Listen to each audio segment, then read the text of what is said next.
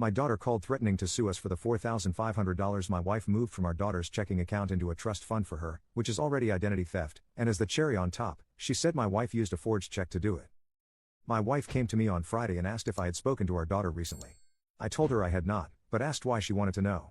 She said, I got a phone call from our daughter and she is threatening to sue us for money, her clothes, and the car. I asked my wife what money she is thinking of suing us for, and my wife said that she moved $4,500 from my daughter's checking account into a trust account that she cannot touch until she is 21. I asked my wife if her name was on the account. She said, I was there when she opened it. Which, WTF are you thinking? I told her that was identity theft. She said, no, she gave me the PIN when we opened the account. Okay, then. That makes no sense. I then checked my email and my daughter says that my wife used a forged check to take all of the money out of her account. The total was indeed $4,500. My daughter says that she has the proof that the check was forged. I am thinking that, at a minimum, my wife can be charged with identity theft, forgery, and fraud. Am I wrong in thinking that this would be a second-class felony under PA law because of the amount involved? Commenter: You are correct in that your wife has messed up, forged bank instruments to fraudulently withdraw funds, and quite possibly done worse. Your daughter needs to run her credit report ASAP. There may be other surprises waiting in the wings that you don't know about. You and your wife need to return this money. If you put $4,500 into a trust for your daughter, that's great. You still need to put $4,500 back into her checking account. Beyond that, clothes that you bought for your daughter are going to be hers. If the car is titled in your name, it's your car. If it's titled in hers, it is hers. This sounds like some manner of dispute is happening between your wife and your daughter. If that's the case, it's about to get much uglier if you don't fix this ASAP, and you are not going to win.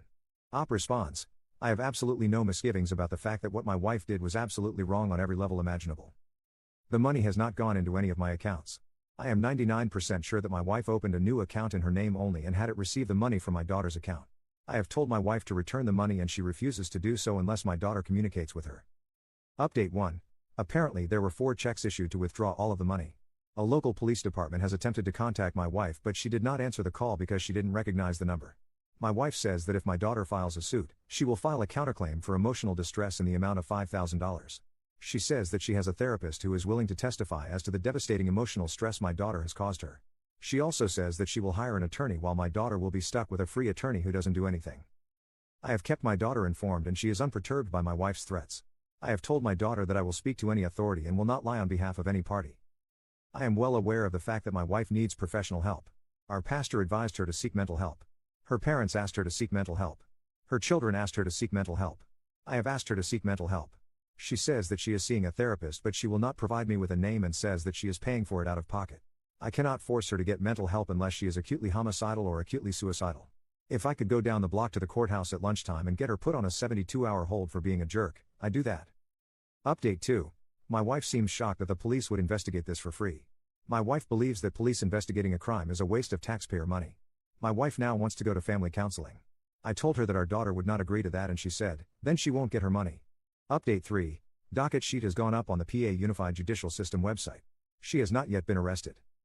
Third-degree felony, access device issued to another who did not authorize use, 18 Section 4106 subsection A1. Penalty is up to 7 years in prison and or up to $15,000 in fines. First-degree misdemeanor, theft by unlawful taking, movable property, 18 Section 3921 subsection A. Penalty is up to 5 years in prison and a minimum fine of $1,500 up to $10,000. I am sure there could have been more charges.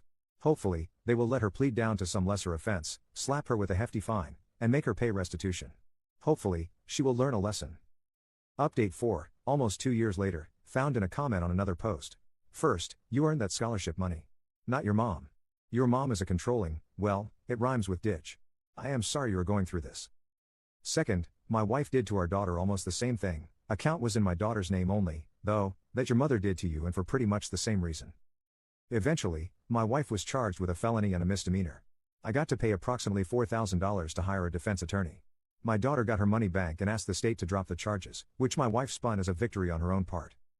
My wife's bad actions were a very serious factor in my decision to file for divorce last year. I can't have my wife trying to control my daughter's lives and expecting me to defend her when she is called out.